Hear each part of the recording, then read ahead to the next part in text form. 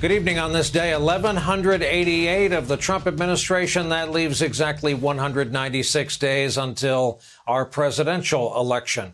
The headline today belonged to the director of the CDC. In an interview with the Washington Post, he warned a possible second wave of coronavirus this coming winter could be deadlier than what we are living through right now.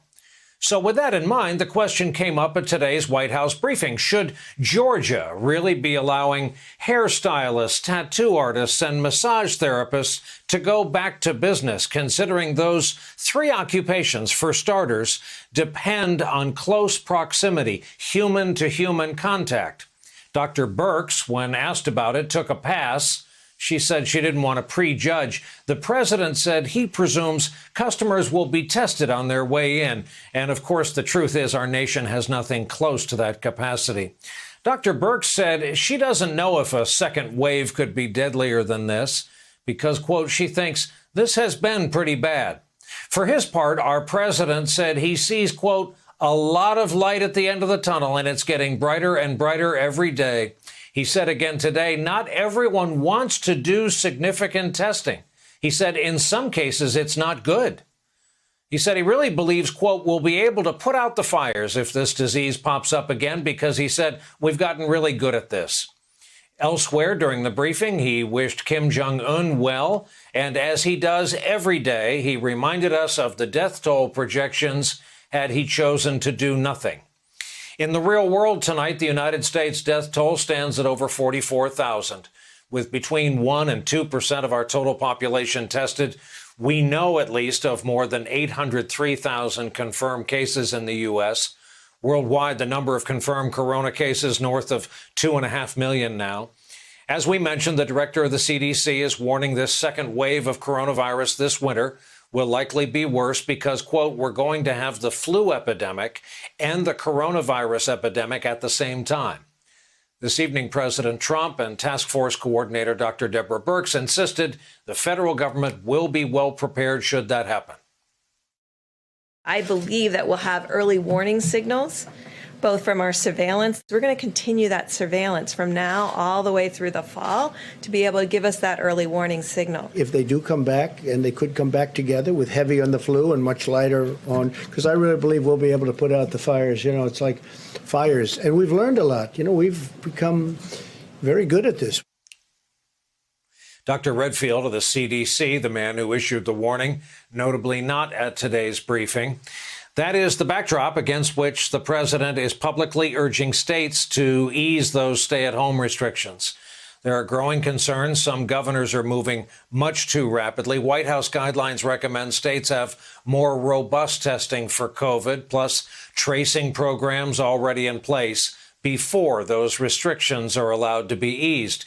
In Georgia, where, as we mentioned, hair salons, massage therapists, tattoo artists will be allowed to reopen in a few days. Fewer than 1% of that state's population has been tested for this virus. State also does not have a 14-day trajectory of a decline in cases, which the White House also, of course, recommends. Today, Trump was asked about that. We have to build back our country, and I'm going to make our country bigger and better and stronger, and we have to get started. There's a big difference, though, because people have really been through a lot, and they understand what to do now. Before, nobody had ever heard of a thing like this. Wouldn't you say? I mean, nobody ever heard of a thing like this.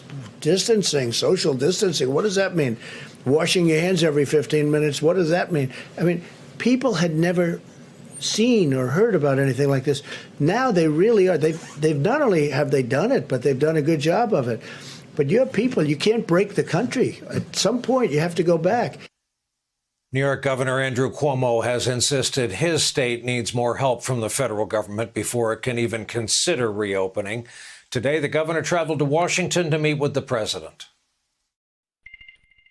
I had a very productive meeting with Governor Cuomo, as you probably saw, to discuss his statewide testing strategy and how we can work together to help expand it with the goal of doubling testing in the next few weeks. Commitment is to attempt and make all efforts to double the number of tests that the state is taking from 20,000 to 40,000. You got a commitment from President Trump to try to get to 40,000 antibody tests per day in the state. 40,000 diagnostic and antibody combined. Total. And Trump has picked up an assist in his campaign to reopen the country from his compliant and helpful and loyal Attorney General. Bill Barr has publicly questioned stay-at-home orders before. In a radio interview today, Barr went a lot further and indicated the Justice Department is now monitoring what states are trying to do to save lives. These are unprecedented burdens on civil liberties right now. You know, the idea that you have to stay in your house is disturbingly close to house arrest. I'm not saying it wasn't justified, but it's very onerous, as is shutting down your livelihood. We're looking carefully at a number of these rules that are being put into place, and if we think one goes too far, we initially try to jawbone the governors into rolling them back or adjusting them, and if they're not and people bring lawsuits, we file statement of interest and side with the plaintiffs. Tonight, we also learn more about Trump's coming executive order restricting immigration into our country, which he says is all about protecting American workers. In order to protect American workers, I will be issuing a temporary suspension of immigration into the United States. This pause will be in effect for 60 days. This order will only apply to individuals seeking a permanent residency. In other words, those receiving green cards. One other development that caught our eye, and we weren't alone, the New York Times was first to report Trump's signature hotel in D.C. is looking for a break from the government. The pandemic has pretty much wiped out the hotel's business, and the next month's rent is coming due. Trump Organization owns and operates the hotel, but it's in a federally owned building, the old post office building. Rent goes to the GSA, the General Services Administration. Eric Trump, the president's son, tells the Times the company has asked about possible changes to the terms of the lease, which could include adjustments to future monthly payments. That all creates an interesting situation since the GSA, of course, is part of the administration.